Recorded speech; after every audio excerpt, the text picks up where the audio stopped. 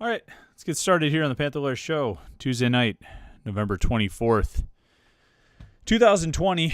We are live at youtube.com/Panther-Lair.com. We appreciate everybody who's tuning in here to the live stream. People start filtering in as we get started at 8:30. If you listen to the podcast later in the week, you think, hey, I'd like to get in on that conversation. Of course, the way you can do it is go to youtube.com/Panther-Lair.com and click to subscribe to our YouTube channel there, youtube.com/Panther-Lair.com. That way you'll get notifications whenever we go live. You'll get notifications when we post a new video. We put a lot of press conference videos up. And something we've been doing lately, we've done the past few weeks, is video preview of Pitt's opponent. And we get in touch with the guys at the Rivals.com site that covers Pitt's opponent. And we just chat with them over Zoom for 20 minutes, half hour, something like that. Just talk about our teams. I talk about Pitt. They talk about their team. We kind of compare notes. What do you think is going to happen in this game? What else is going on in the ACC? It's kind of a fun conversation. We started doing it a few weeks ago. The guys from warchant.com, the Florida State site, reached out to us and said, hey, we do this thing. You want to do it? So we did it, and it was great. We had a lot of fun doing it. And I was like, this is good content.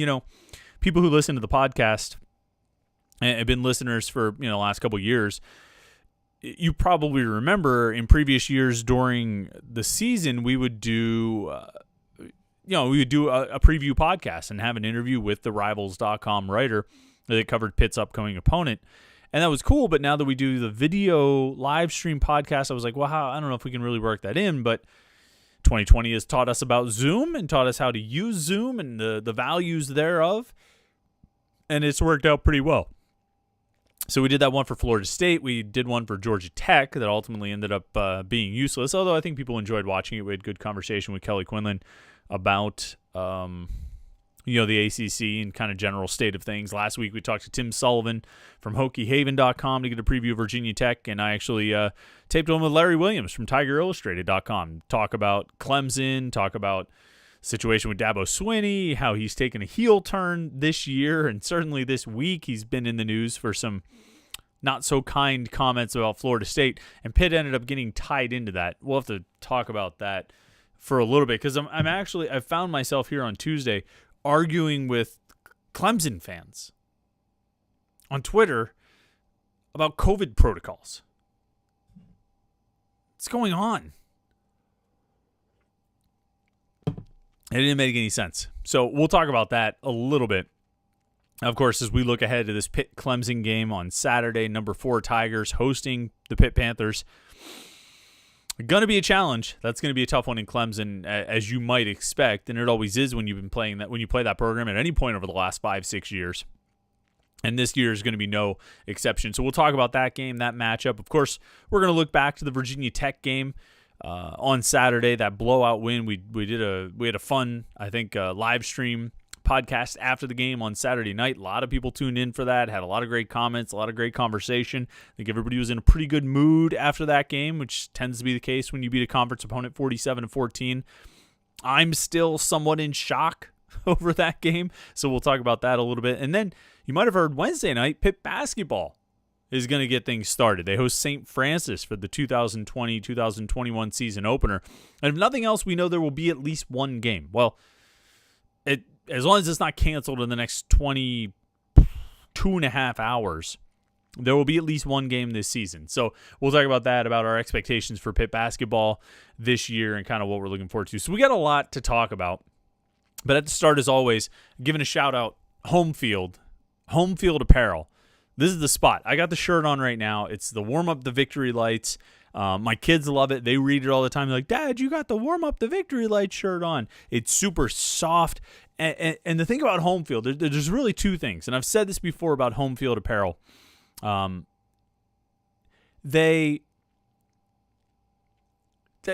two things when you're going to buy a T-shirt, right?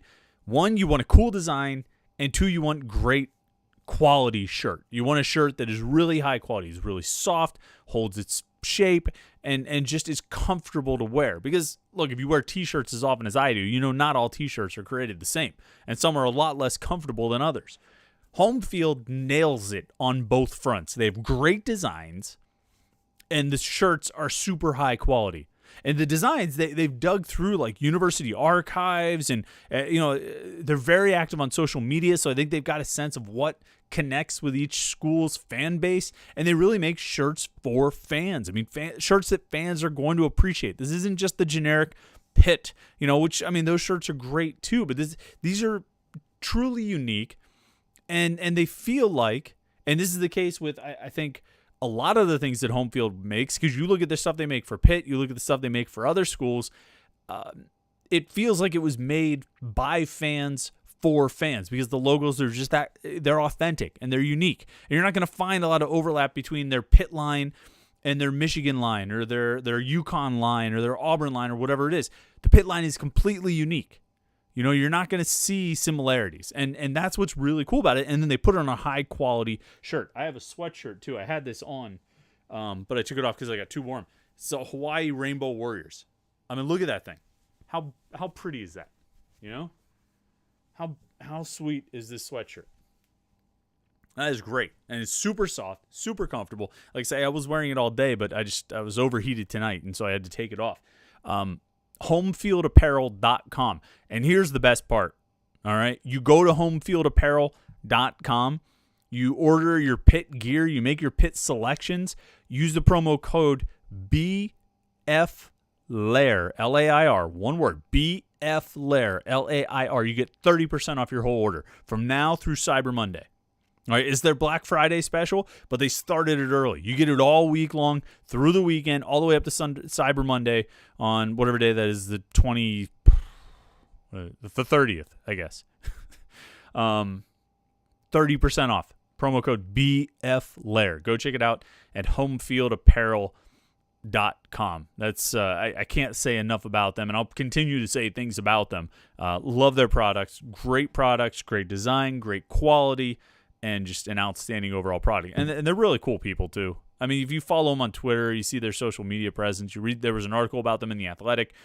I've interacted with them, quite a bit, and they're great. And they support us. They support the podcast. They support Panther-Lair.com. You should support them. They're doing some great work and making college sports apparel, fan apparel, fun. So homefieldapparel.com, 30% off. Promo code BFLAIR, L-A-I-R. So we're sitting here. It's Tuesday night, 48 hours, give or take, since the end of the Pitt-Virginia Tech game. No, 72 hours, give or take, since the end of the Pitt-Virginia Tech game. And, I mean, I'll be honest, I'm still kind of surprised. And this has been a season full of surprises. To some extent, it was a surprise that they even played games this year, because there was certainly a point this, in the last 4 months where I thought there weren't going to be any games played. So you have that surprise. And then, of course, you have some not so good surprises. The NC State and Boston College games were not a good surprise. They were a surprise, but they were bad surprises. The fact that this offense, really up until the last two games, looked like it hadn't gotten any better from last season was a not good surprise. Getting blown out at home by Notre Dame in a game where, Pitt always plays Notre Dame close. I mean, I push that narrative. That was a bad surprise.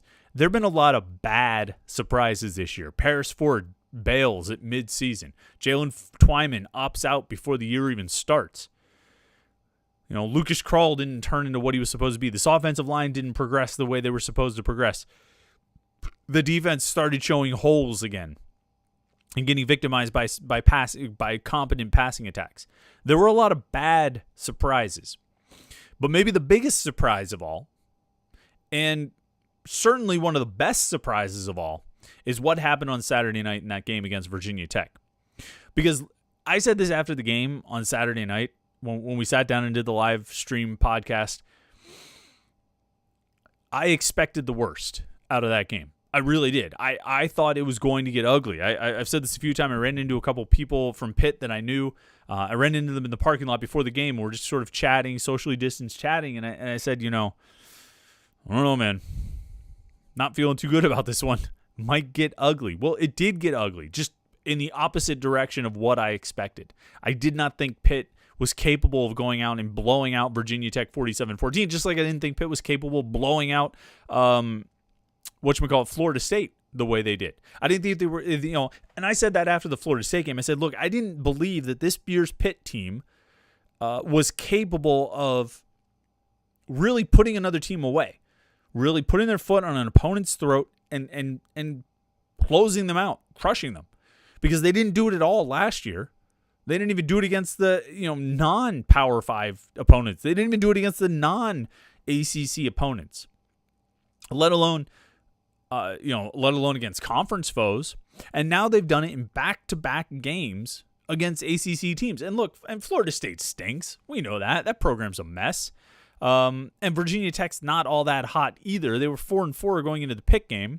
You compare common opponents. They had wins over NC State and Boston College where Pitt lost to those teams. But overall, it's not like Pitt was punching above its level to try and beat Virginia Tech. I thought those two teams were rather close to each other, Pitt and Virginia Tech, with maybe the edge going to the Hokies ever so slightly. And instead, Pitt looks like a team that should be dominating in the ACC, with the way they played on both sides of the ball. And it was a shock. It was a surprise. And then, first things last, you throw in the fact that they go into the game with, more than a dozen players absent due to COVID protocols. They're missing their leading receiver. They're missing their leading tackler. They're missing 3 starting offensive linemen, and they beat a conference opponent by 30. I didn't see that coming. You didn't see that coming. I don't even know if the people at Pitt saw that coming. I don't know if the Pitt coaches and players saw that coming. They might have believed they were going to win, and they should believe they can win. I mean, you should go into every game believing you're going to win, believing you can win, but believing you're going to come out with a 30-point blowout? That doesn't seem as likely.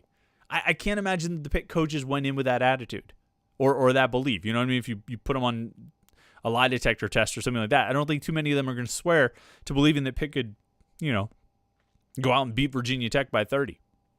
But that's what they did in an outcome that really surprised me, because it very much felt like a game that could have gone the other way with all those players out, with Pitt sitting at 4-4. I said this on Saturday night too. I mean, I wasn't checked out on the season, but yeah, they were 4-4.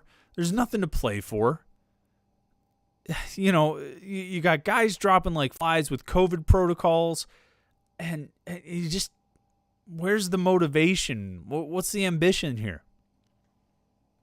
Well, the team proved me wrong because it went the other way. It very much could have gone one way, but it went the other way. And that was even the case throughout the game. I really felt when they had to settle for field goals early in the game, I think they had 2 red zone drives out of their first 4 possessions, and both times they had to settle for field goals. I thought, uh-oh, here they go. This is how they're going to lose it. Virginia Tech eventually is going to get their offense going, and all these times Pitt had to settle for field goals is going to come back to bite them, and they'll lose by 6 or 7 points because they, kick 3 field goals and score instead of scoring 3 touchdowns. And sure enough, Virginia Tech did start scoring touchdowns, but then so did Pitt. and Pitt's defense clamped down. And so the offense really started out going one way, and then they reversed course. And they were really strong, scored like 5 touchdowns on their final 7 possessions or something like that. And the defense started out pretty good, gave up some plays, gave up 2 touchdowns, thought, uh-oh, here they go. It's going to be a, it's going to be a track meet. It's going to be up and down the field. Can Pitt keep up? Probably not. Well, the defense clamped down, and they didn't let it get out of hand. And they made, maybe the play of the game when they make a stop, a 4th and goal stop at the 1. Maybe the play of the game. That might have been the point where Virginia Tech broke. Could have gone one way, but they went the other way. Pitt's defense stepped up. Pitt's offense stepped up, and this Pitt team stepped up and did something, like I said, I didn't think they were capable of. In general, as a team in 2020, I didn't think they were capable of doing what they did on Saturday. And then when you add in all the context that went around Saturday's game, I really didn't think they were capable of it. So, a lot of these things are things that I said after the game on Saturday night, but it's just because 72 hours later, I'm sitting here and I'm still rather surprised about it, because I'm almost shocked still. But now it's onward to Clemson. And, maybe the biggest challenge they're facing all season. Obviously, they had the game against Notre Dame. Notre Dame beat Clemson, so ostensibly they're better, although Clemson was playing that game without, their quarterback, and that game was on the road. Pitt hosted Notre Dame in their loss to the Irish. They're going to be going on the road to face Clemson, who's getting Trevor Lawrence back. This is probably the biggest challenge of the season. This is probably the toughest test that Pitt is going to face. And it's not one that I'm particularly optimistic about their chances. And I don't think there's anything, that's not a hot take. That's not trying to be, I'm so objective, I will tell you that I believe Pitt will lose. I mean, they're like 4 touchdown underdogs. They get opened at 26.5. They're just down to like 24.5. I don't know if it's going to end up being that much of a spread. I don't know if the final score is going to end up being that severe. But, yeah, I don't like their chances. I mean, most people don't. And there are some people on the message boards who say, I believe Pitt's going to win. And I think fans need to be like that. I think fans need to carry that optimism. But, I mean, when you look at it objectively, Clemson is really, really good. They have a really, really good quarterback. Trevor Lawrence has missed 2 games. In the 6 games he's played, Clemson has averaged 48 points per game. You could play good defense and still give up 4 or 5 touchdowns to these guys. And then on the flip side, it's funny. I was having a conversation with somebody, and they're like, Clemson's defense, it's not what it's been in past years. It's not all, they're not as good as they've been. I'm like, yeah, I believe that. Oh, well, they're only, first 7 games prior to the Notre Dame game, which they lost, they only, they were giving up 16 points per game. Yeah, they're not very good. Or they're not as good as they were. I guess that's probably accurate, because they were like 3 or 4 first-round draft picks, I think, on some of those defenses they had over the last couple of years. Maybe they don't have 3 or 4 first-round draft picks this year, at least not guys who are of age yet. But they're still really good. Because when you get to Clemson's level, in order to get to Clemson's level, you have to recruit at a certain level, year in, year out, which is what Clemson has done. The reason Clemson's able to compete with Alabama and defeat Alabama, the reason they're able to compete with Ohio State and beat Ohio State, the reason they're able to compete with these teams and make it to the college football playoffs annually and win quite often in those scenarios, is because they're recruiting at the same level as those schools. And in some cases, they're recruiting at a higher level than those schools. Clemson is one of the elite programs in college football, which means they have the elite talent in college football. And they've got it, and that's what that's what they've been relying on so far this season. It's gotten them to a 7-1 record, with their only loss being to another team that's ranked in the top 3. So it's going to be a challenge. It's not, this is going to be a hard one. And I was trying to think, I'm going to write, in this week's 3-2-1 column, some keys to the game. And what are the keys for Pitt? If you look at the 2016 game, which isn't really a good reference point at all, a big part of it was Deshaun Watson making mistakes against an historically bad pass defense. Deshaun Watson made some crucial mistakes. Threw 3 interceptions. 2 of them were down close to the end zone.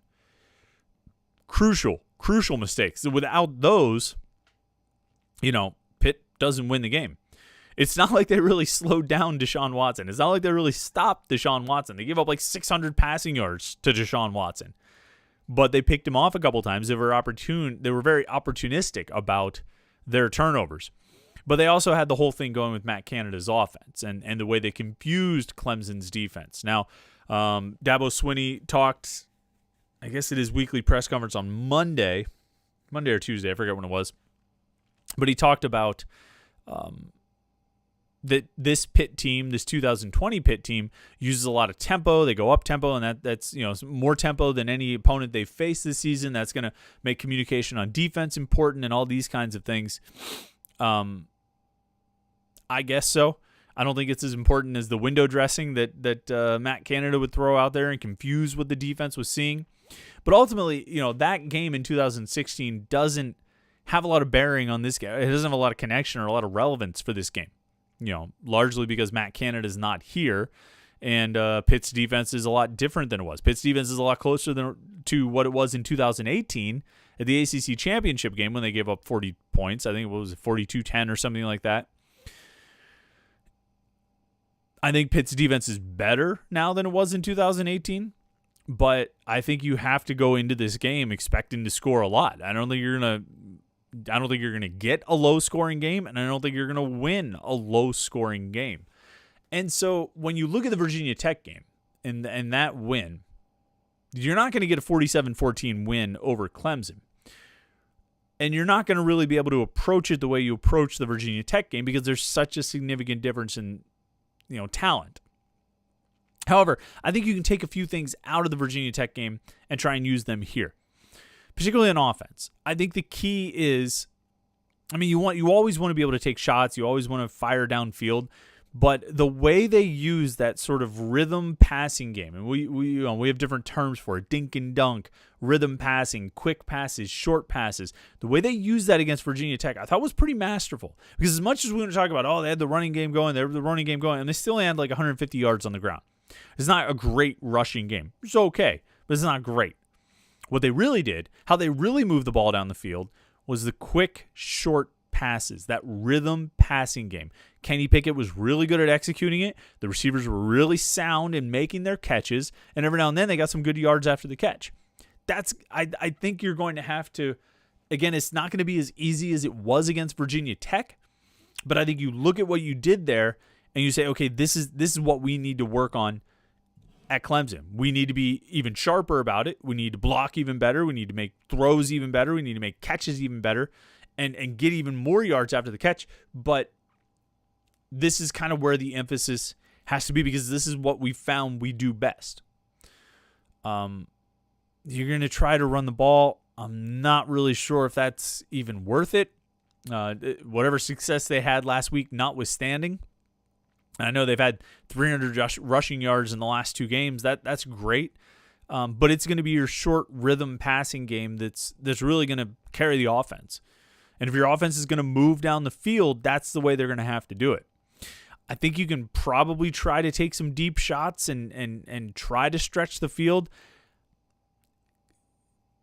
I just don't know how much time Kenny Pickett's going to have in the pocket to drop back and try to fire off some of those passes. Now, it seems like Clemson's pass rush is not what it has been. They've dealt with some injuries. They've had some issues. They haven't always gotten a lot of pressure out of the front four, which has been a problem. They could be getting a key player back up front, and that would impact what kind of pressure they're able to generate with the defensive line. But ultimately, I don't think you can rely on taking like 7-step drops or maybe even 5-step drops and having enough time for your receivers to get downfield and get open. You'll try those things from time to time. Maybe if you can hit a couple run plays, then you can try a play action that'll work. Maybe you can mix in a few more RPOs and see if you can have some success. Roll Kenny Pickett out of the pocket or do things like that. But I think it's really your bread and butter is going to have to be those dink and dunk passes. And then, largely to pick up, 6-7 yards at a time. And then hope every now and then you can break a tackle or, otherwise get some yards after the catch to really get some chunks. But I think that's going to have to be the way Pitt moves the ball down the field. And it's what they did against Virginia Tech, and they were pretty effective at it. Even that first field goal drive, they had 71-yard drive. I was like, okay, I'm surprised about this. I did not think they would be able to manufacture a 71-yard drive against Virginia Tech, and they did it, and they did it a bunch of times. And the way they did it, granted, they hit like a 64-yard touchdown pass, and they had a couple longer passes, but not many. I think there were maybe only 1 or 2 passes of more than 30 yards, and only maybe 3 or 4 that were more than 20. Short side, and that's how Kenny Pickett ends up attempting 50 passes or whatever it was. I think that's the key. I think that's what they're going to have to do. So, when you look at what lessons can you take from the Virginia Tech game that potentially could help you against Clemson, I think that's it. Just try to pick them apart. Short and quick. And then see what you're able to do. And then defensively, you're obviously dealing with a future number 1 draft pick in Trevor Lawrence. You have to pressure him. You have to get after him. And I don't even, I think there are going to be plays where people are going to be killing Pitt on Twitter and killing the coaching staff on Twitter and on the message boards, saying, why are the corners left in single coverage? Why are these matchups happening like this? I think you have to try and get as much pressure as you can. I don't think you want to let Trevor Lawrence sit back comfortably and pick apart your secondary, which is what he'll do if you don't get pressure on him.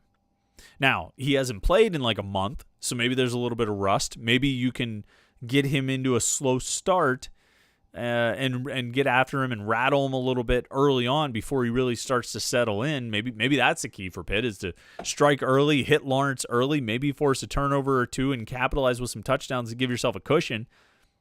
Maybe. I think your best bet is just to attack him. You know what I mean? Let it all hang out and go get him. And you need Patrick Jones and Rashad Weaver to play a great game. You need those outside linebackers to play well. Cam Bright had a great game against Virginia Tech. I think Phil Campbell quietly has had a really good season. They should have Servassier Dennis back, which would be huge for this team. He's their leader in sacks, leader in tackles for loss. Or excuse me, just leader in tackles for loss. They get him back in this game. I think he's a really good pass rusher. I think you got to go after him. And yeah, that might mean that Jason Pinnock is one-on-one, or Marquez Williams, or A.J. Woods, or even the safeties, Damar Hamlin and Eric Hallett, Brandon Hill, assuming he's back. Those guys might end up one-on-one. But I don't think it's the worst approach to say, all right, our guys might be one-on-one, but we're going to get to you and make you uncomfortable and make it so you have a hard time finding those one-on-ones and then taking advantage of them. So that's what I think Pitt needs to do in this game. I think that's what they need to take away. And now, and it's a little tougher to take a lot of lessons from the Virginia Tech game for Pitt's defense, because Hendon Hooker was a rushing threat, and I think that affected how they tried to get after the quarterback. I think you really have to go back. I don't know what the comparison is. I mean, maybe somebody like Phil Dracovic. I mean, really. Lawrence can move a little bit, but he's not. He's not Hendon Hooker. He's not Jordan Travis. He's not Eden. I don't think he's even Ian Book. You probably look at guys like Dracovic and Devin Leary from NC State, which are two quarterbacks who had some success against Pitt. They played pretty well, and Pitt wasn't able to really rattle those guys. But I think that still has to be your game plan going against Lawrence. I think you got to get after him and make him uncomfortable after having such a long layoff. So. It's going to be a tough game. It's going to be a challenge. I noticed, too, and we'll get into the questions and comments here in a second, but I noticed I was looking at some of the stats for whatchamacallit. I was looking at some of the stats and rankings for Clemson, and it's kind of funny. They're obviously top 1, top 2, top 4 in the ACC and in almost every major statistical category, except special teams. They're outside the top 10 in like a lot of special teams categories. Blocked kicks, like kicks that they've had blocked, not blocks that they made, but kicks that they've had blocked. Punting and punt return defense and things like that. So, we got a picture of DJ Turner on the screen right now. It'd be interesting to see. Maybe him or maybe Jordan Addison is able to make a little something happen on special teams if they're able to force Clemson to punt. Or in the event of a Clemson kickoff, if they're able to get something to happen there. Now, I don't think it's a huge vulnerability or a huge weakness that can be taken advantage of, but it is interesting that their stats are generally not as strong on some of the special teams categories. So it'd be interesting to see if Pitt's able to maybe make a little something there. I don't know. Look, a game like this, you're going to need to find, not offense. You're going to need to find success all over the place. Every part of your team is going to have to chip in, and that's what happened in 2016. They get the field goal, the game-winning field goal from Chris Blewett. Obviously, the offense played really well. The defense had the 3 interceptions, the big 4th down stop at the end. It was all around, and you know what? That was the case this past week against Virginia Tech too. It really was all 3 phases contributing and really clicking at a high level. And playing really well to lead to that win, and they're going to need that again if they're going to beat Clemson. So let's see what people are talking about here tonight on the Panther-Lair podcast. Let's see. S. Max says, I have Panther pride again. I'm over the NC State and Boston College losses. Onward and upward. Also, go Pitt hoops. Yeah, the thing is, and I've said this a bunch of times over the course of the season, like the NC State and Boston College games are not going to go away.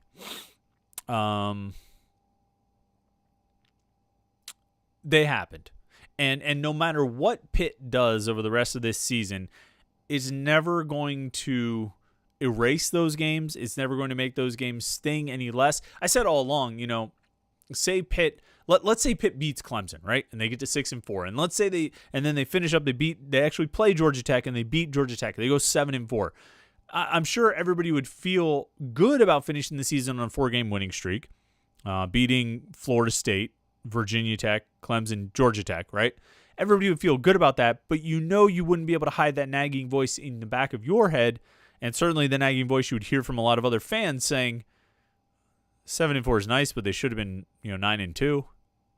And that voice is not wrong. Those fans are not wrong. They should be, right now they shouldn't be 5-4. They should be 7-2. I mean, quite frankly, or 8-1, depending on what you think should have happened in that Miami game, and how close you think Pitt was to Miami, or 5-2, or 6-1. I apologize. I think we got disconnected there for a second. So every now and then, I'm not sure about the technical side of things. I thought I saw an issue pop up here, so I apologize. But no, yeah, they very much should be 5-2 right now. And so you can't completely erase those losses, no matter what you do the rest of the way. The die was sort of cast for a disappointment of a season when they lost those 2 games. However, you can still salvage it. Like I said, you could salvage it from being a disaster. And this is what I said after the Notre Dame game. That, look, you're not going to stop it from being a disappointment, but you can stop it from being a disaster. And a disaster would be losing to Florida State, losing to Virginia Tech, to a lesser extent Virginia Tech, but losing to Florida State or Georgia Tech, and then really Virginia Tech as well. Losing those games would be a disaster. Losing any one of them really would have been a disaster. Well, they've won 2 out of the 3, and I'm fairly confident that if they played Georgia Tech in the week between Florida State and Virginia Tech, they probably would have won, because Georgia Tech's not very good. And I think Pitt could have won that game. And so you can avoid a disaster this season. They largely have avoided a disaster, but they're not going to avoid a disappointment. And that's just kind of what it is. Let's see here. Matt Durney says, great unexpected win versus Virginia Tech. Now, I was there 2 years ago in Charlotte for the complete meltdown versus Clemson. Tell me why the same outcome won't happen on Saturday, because I want a glimmer of hope. Well, I don't think Travis Etienne will run for 75 yards on the first play. How about that? If Clemson's first snap does not go for a 75-yard touchdown run, can we call it a win? Can we call it progress from where they were 2 years ago? Look, I don't know. Like I said, I can't sit here and honestly and with any integrity and tell you that I think Pitt is going to win this game. I'm not going to sit here and say it's impossible. I'm not going to sit here and say there's no way they can win the game. There certainly is. I mean, if they could beat Clemson in 2016, anything can happen. If that 2007 Pitt team can beat West Virginia, anything can happen.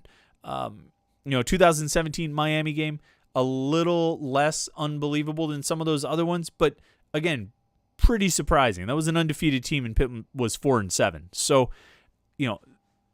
any of those things, anything can happen. And I don't think it's a huge stretch to think this Pitt team could keep up the momentum of the last 2 games.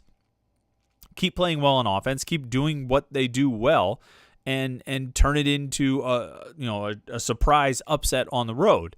I think it's just unlikely, because Clemson's really good and strong across the board, where Pitt has weaknesses. Josh Newark, Peak, happy Thanksgiving. Same to you, Josh. Does the NCAA have an early signing day in December? If so, when? Yeah, they do. I want to say the date's December 16th, I believe. Let me just look ahead at that real quick. Yeah, the 16th. Yep, Wednesday, December 16th is the early signing day. All the recruits are expected to sign that day. I think we've talked to just about all the kids that are committed to Pitt right now, all 20 or so of them, and they all say they plan to sign. A whole bunch of them are planning to enroll early. So that's all going ahead as planned. I think there was some thought about maybe they would push the signing day back and just have the February signing day if kids weren't able to take official visits prior to signing day in December. But then they moved the official visit period. They extended the recruiting dead period, which means no visits, official or unofficial, until like April 1st or something. So all the kids in this recruiting class, this 2021 recruiting class, none of them will have taken an official visit when they sign their letter of intent. And none of them will have been able to visit a college campus and interact with the coaches since like early March, first week of March. It's a very unique year. And it's a very challenging year for these recruits. It's a challenging year for these coaches. Coaches are going to sign kids, and kids are going to sign with coaches that they've never met in person before in their lives. Talk to a lot on the phone, talk to on FaceTime and Zoom and all those things. But a lot of these kids have never met their coaches in person, which is pretty wild. A lot of them have. Ncaa Johnson and Elliot Donald, these guys, particularly local guys, have met the coaches in person. There are kids who are going to sign with Pitt who have never been on Pitt's campus. Think about that. They're going to pick a college and they've never set foot on the campus. Now, some of these guys who didn't visit prior to the NCAA making a COVID-inspired dead period, some of those guys, had the means and the wherewithal to take a trip on their own, to fly to Pittsburgh and just drive around campus themselves so they could at least see what it's like in the city, see what it's like on campus. A lot of guys have not had that opportunity. And they're going to sign without ever being on campus, which is wild. All right, let's scroll down here.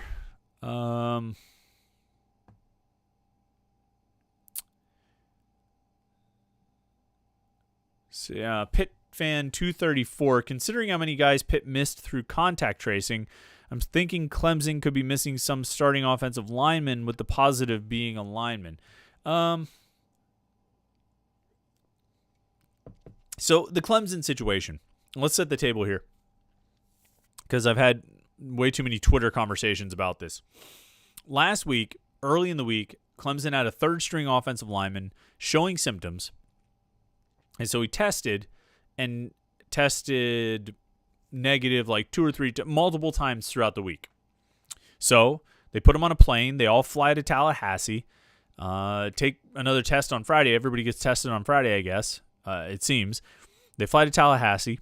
Saturday morning, they get the test results back. This third-string offensive lineman came up positive. Okay, what are we going to do?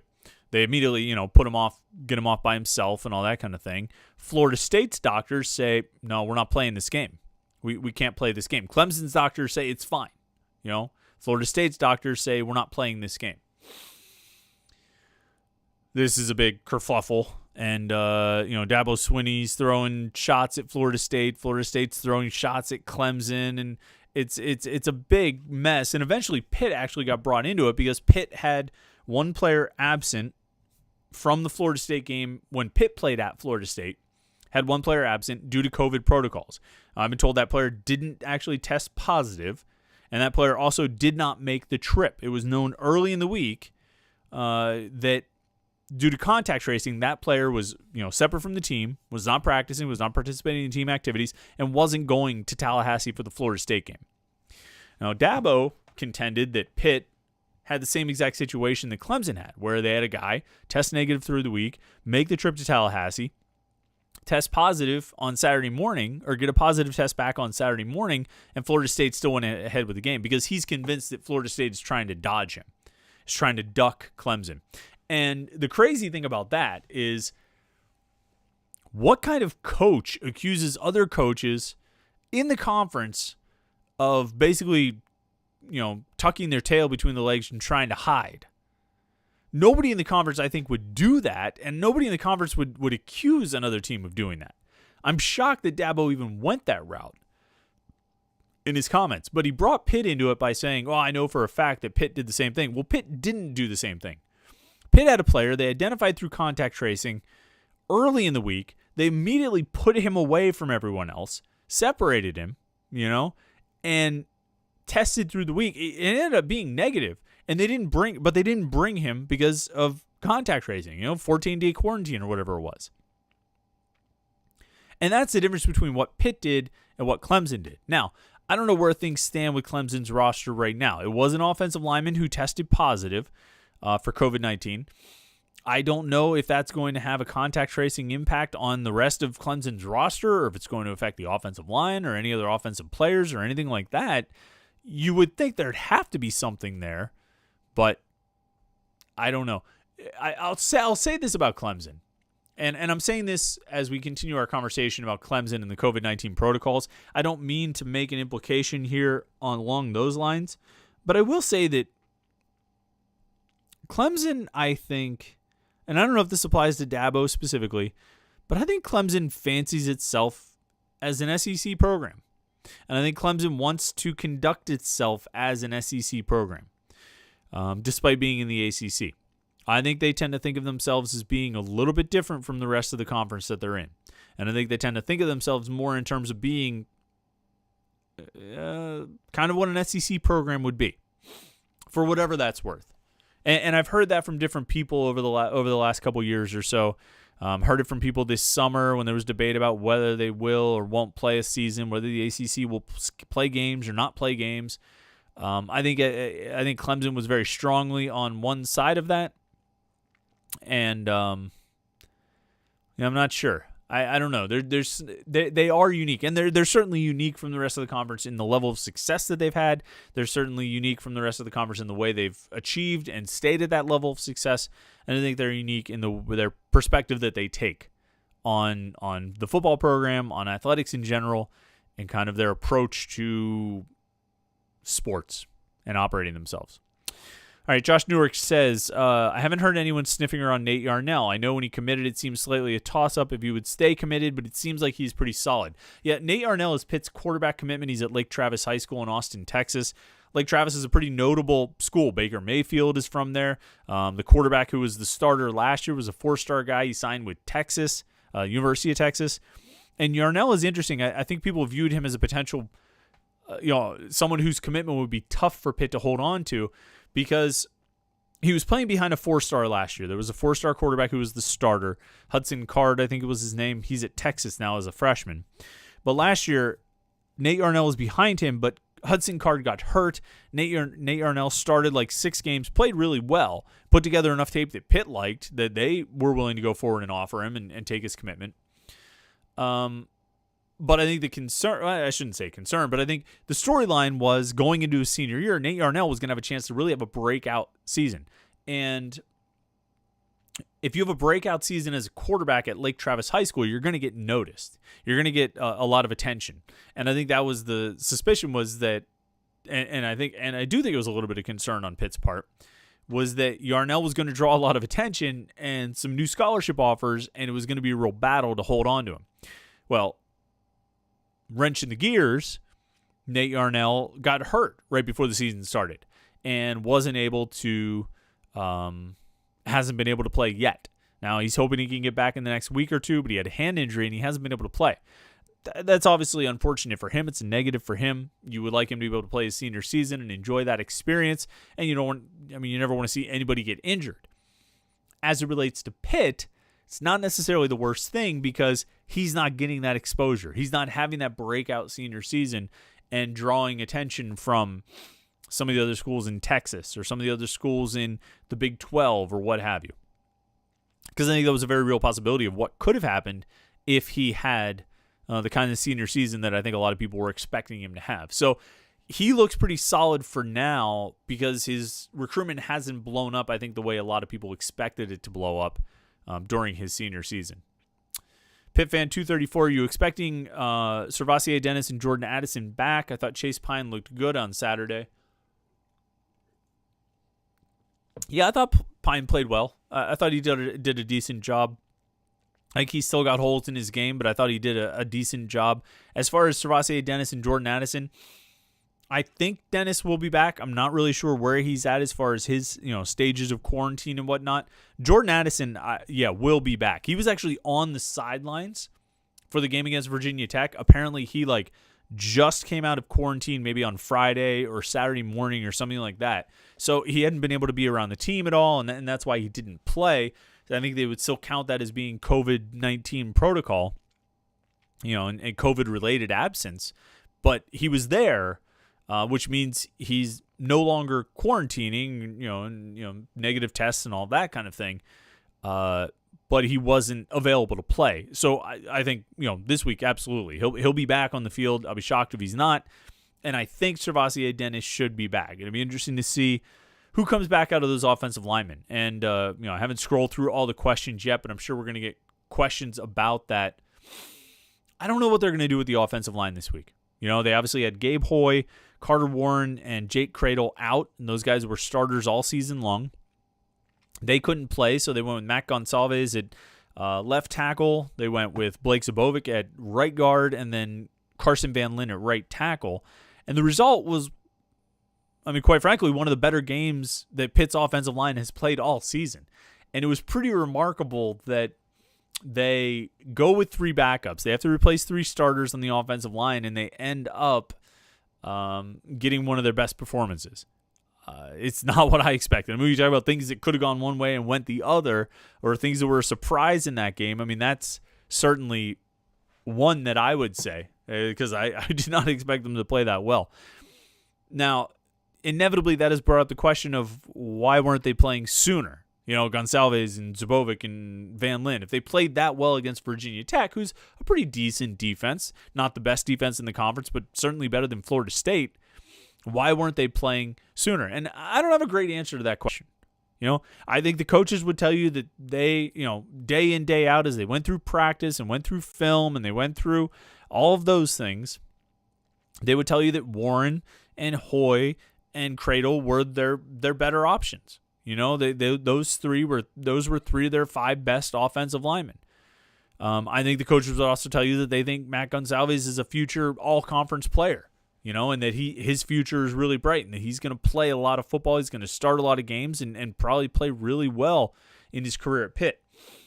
But I think they would tell you that the 5 that they were rolling out there on a weekly basis early in this, for the first 7 games of the season, 8 games of the season, was the 5 that they felt were their best options. And who am I to say different? I know what I saw on Saturday. I know how it compares to previous games. But the coaches are around them more. So, and they have to make the decisions that they feel are best for the team. I don't have as much information as they do. I have 1 game to compare to 7 games or 8 games. They have, the 1 game versus the 8 games, plus all the other ways that you can go about evaluating players. What's going to be most interesting is what they do this week. Who goes out there and starts? Assuming all those guys like Hoy and Warren and Cradle are back, who's going to line up?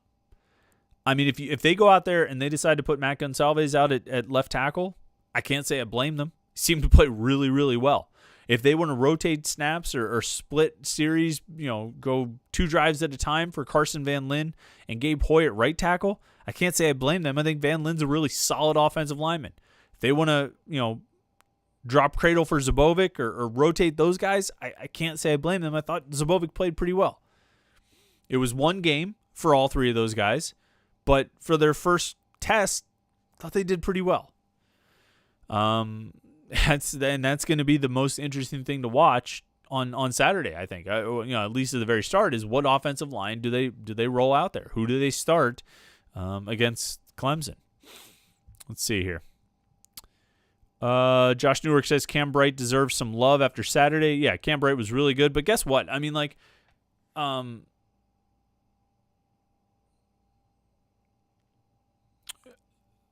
Cam Bright, I think, has been really good all season. I think Cam Bright was really good last year, and I think he's been really good all season. He's gotten overshadowed by Servassier Dennis because Dennis has been a real breakout player for this defense and a surprise guy that I don't think anyone saw that coming. But he, Cam Bright, though, there's a reason Cam Bright continues to start. It's because he's one of the best players on this team. He's, arguably their best overall linebacker, maybe even better than Servassier Dennis. And, had a great game, 3 tackles for loss and 2 sacks against Virginia Tech. And he's just been playing well all season. He got hurt at one point and had to, I don't know if he actually missed any full games, but was limited, saw limited snaps in a bunch of games. If he hadn't gotten hurt, if he was 100% all season long, I think you'd be talking about him as an all-conference player. I think he's on that level, and he's still got another year. So unless he decides he's going to leave early for the NFL, he's got at least one more year. I guess technically everybody has at least an extra year on top of that, so he could potentially have 2 more years here. I think he'll come back and play 1 and then go to the NFL. But yeah, Cam Bright is very good. I don't think there's any question about that. And he had a great game on Saturday. And it is, I think that's been, I think that's been the case pretty much all season, like I say, and for the last 2 years. Let's see here. Pittsburgh Sports All the Time. Do you think DJ Turner will come back for another year with this extra year? He's quietly become our best receiver, in my opinion, and one of the best in the conference. I mean, DJ Turner has excelled every time he has gotten the opportunity. The problem is he's only really gotten the opportunity when Jordan Addison has been out. So DJ Turner had a huge game against NC State after Jordan Addison got hurt. DJ Turner had a huge game against Virginia Tech when Jordan Addison was out due to COVID protocols. They kind of play the same position. This is what the coaches have told us. They kind of play that same slot position. And as a result, there aren't a lot of opportunities for Turner when Addison is in the game. Addison is still their best receiver, I think. But Turner definitely brings something to the table. And if I'm the coaches, I'm probably trying to find a way to get both of those guys on the field at the same time, along with Jared Wayne and Shockey Jacques-Louis and Taysir Mack. I mean, they've got options and Jaylen Barton. Let's not forget about Jaylen Barton, who looked like a stud in the Virginia Tech game, finally catching passes for the first time since the season opener. Jaylen Barton looks like a stud. They do have some. Dabo Swinney said this, and people kind of made fun of him for praising Pitt, but he talked about the depth of Pitt's receiving core. I mean, when you've got Addison, Turner, Jacques-Louis, Mack, Barton, was there somebody else that I said? Jared Wayne, and then Trey Tipton, a sixth-year guy behind all those guys. You've got some talent and some depth at wide receiver. And some versatility, too. You've got some a taller guy in Jared Wayne. You've got some serious speed in Jaylen Barton. You've got a guy who can get some real yards after the catch with DJ Turner. And then just a super athlete, a plus athlete in Jordan Addison. And then a guy who can go downfield, like I was saying, make those contested catches in Taysir Mack. I mean, you got a lot of talent in that receiving core. You got to find ways to get all those guys the ball. Prioritizing, I would try and get it to Addison. I would try and get it to Turner. I would try and get it to Barton. And then probably like Wayne and Mack after that. And Jacques-Louis, because Shockey Jacques-Louis can make plays. He's done it in his career. He just hasn't had the opportunities. He saw a career-high 10 targets on Saturday. He only caught 3 of them. But he saw at least a career high with Jordan Addison and Jared Wayne out. He saw a career high in targets. But I mean, they've got some depth. They've got some guys that they can, they've got some guys they can go to. Royce Beacom, anyone know someone that is going to the basketball game tomorrow that is not wearing a number on their back? Royce, there isn't many people who are going to that game tomorrow night. Pitt opens against St. Francis, of course, at the Peterson Event Center. And, state guidelines can only have 500 people in an indoor gathering, so they're going to have players, officials, coaches, support staff, and, players, coaches, families, and, quote, special guests of the university. I'm not sure what category the media fits into, but we'll be there. So we'll have that going. But, if you are relying on having a ticket to the game, you're probably not going to get in. So if you're a general public fan, if you're Gen Pop, you're not going to get into that game. So sorry about that. On to Green 19 says, who do you expect the opening game starters to be, and how deep do you think the bench will go? I'm sure the bench will go deep on Wednesday night against St. Francis. I don't think there's any question about that. But as far as the starting lineup, I mean, you've got Xavier Johnson, you've got Ethiel Horton, you've got Justin Champagny, you've got Audice Toney. So I think those four. I guess it would be Johnson, Horton, Toney, Champagny. I would guess would be the 3 and 4 alignment. But you've got those guys. The question is the center position. Does Terrell Brown, the senior, get the start? Kareem Koulibaly as a sophomore, John Hughley as a freshman. All three of those guys are going to play. Like I say, I think the bench will go deep against St. Francis and then get shortened up as you get into tougher competition. But that's what I would expect the starting 5 to be. I would be kind of a surprise if that's not the starting 5 on Wednesday night. So that's what I would look for. We're definitely going to have a lot to talk about. We're going to have to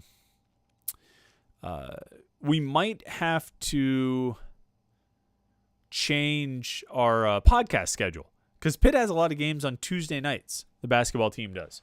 And it's going to be tough to do the podcast. If they have a 7 o'clock game, I can't sit down at 8:30 and start doing a live stream podcast. You know what I mean?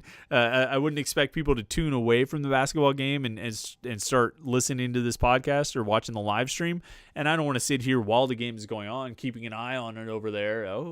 Well, they just scored another basket. I mean, that's not going to make for a good podcast. So we might have to change it up. Maybe some of those weeks when they have Tuesday night games, we might have to go to a Wednesday night podcast or something like that and just try and mix it up a little bit just to so we can have something to put out and have something to talk about. It's always better to have the podcast the day after the game than the day of the game because it's got a little more staying power. So we might have to change our schedule up a little bit here. All right, let's. We got a few more.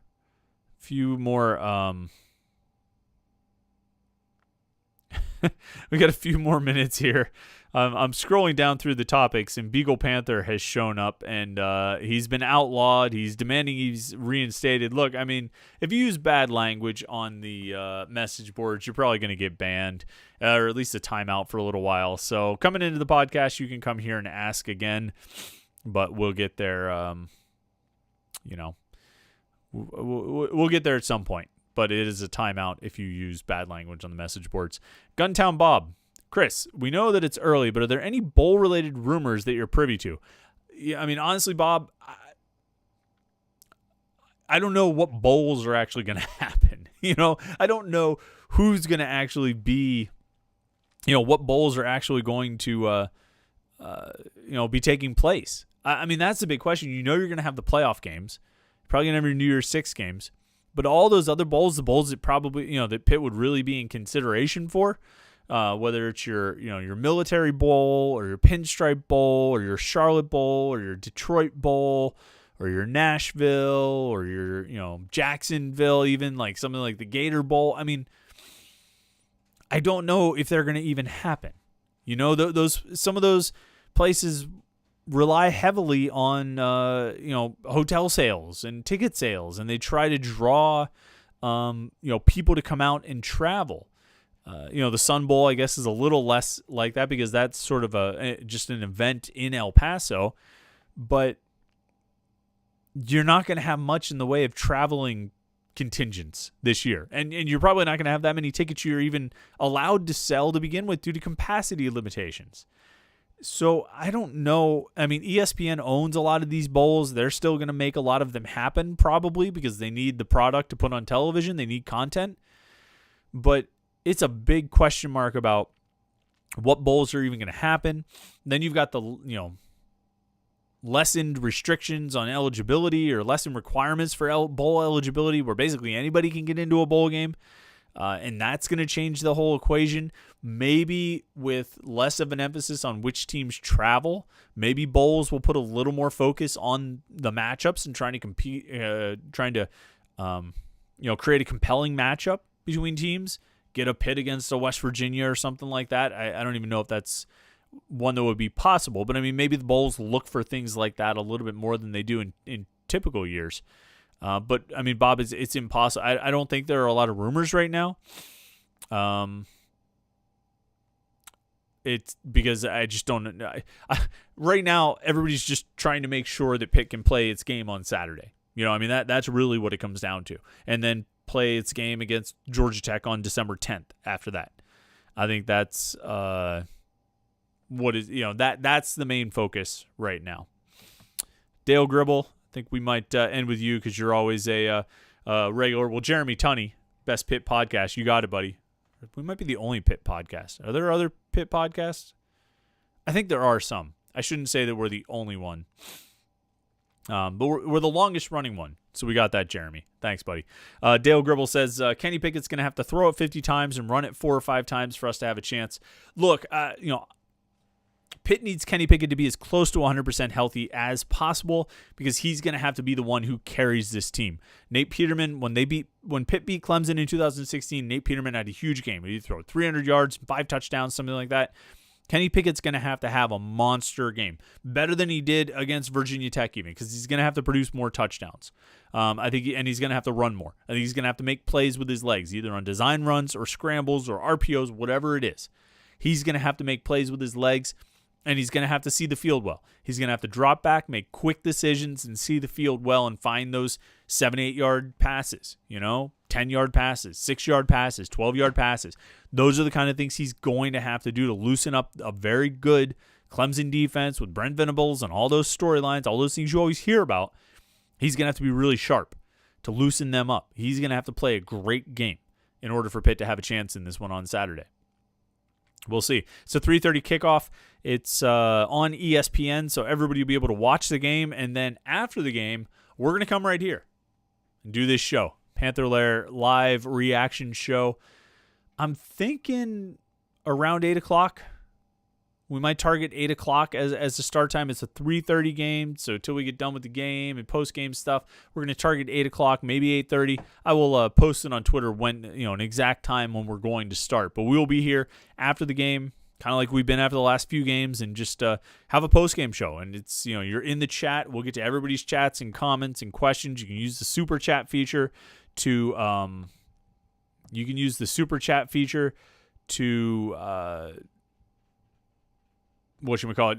contribute to the getting distracted by Bugle Panther and all of his comments. So,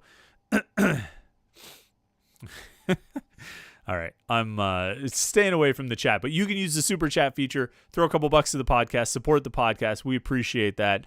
And we'll definitely get to your questions and comments if you're a super chatter.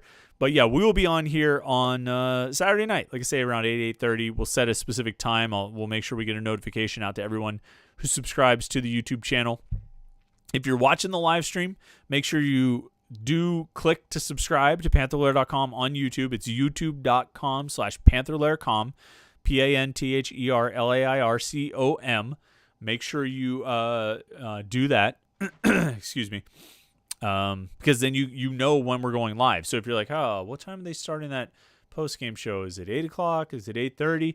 Well, you'll get a notification from us. You'll know right away. So I'm sure we're going to have plenty of interesting things to talk about after this game against Clemson. And it should be an interesting one. Look, if they play like they did against Virginia Tech, if they have the same sort of approach and they're as sharp as they were, they can give Clemson a game. If they aren't, 13T Mike, I appreciate you throwing a couple bucks in there to be a super chatter and say free Beagle Panther. Well, his time will come, but he's got to have a little time out for right now. So thank you, though. We appreciate you supporting the podcast. Good looking out. Appreciate that. All right. I think that's about it. Home Field Apparel. You got to go check them out. Homefieldapparel.com is the place you need to go for great Pitt gear. I mean, I've got the shirt on right now. The warm up, the victory lights. It's awesome. Remember, you get 30% off your order. Promo code BF-Lair. It's like Black Friday, BF-Lair, L-A-I-R, like Panther-Lair, BF-Lair. From now through Cyber Monday, the 30th, I think that is the date on the Monday, you can go get 30% off your entire order. BF-Lair is the promo code. Make sure you do that because they have great stuff, and you should get it at a discounted rate because it's a really good offer. So make sure you go do that. And then, of course, go to the website, Panther-Lair.com, Pittsburgh.rivals.com, most comprehensive source of Pitt sports news on the internet, football, basketball, recruiting. You know all of that stuff. So stay tuned there throughout the game. The basketball game on Wednesday night, stay tuned there on the football game on Saturday. And, of course, just keep up with everything Panther-Lair.com. Thanks to everybody who came in on the live stream here on Tuesday night. It's fun. Thanks to everybody listening to the podcast throughout the week. You guys have a great rest of the week. Enjoy the game on Saturday, and we will talk to you when that one's over.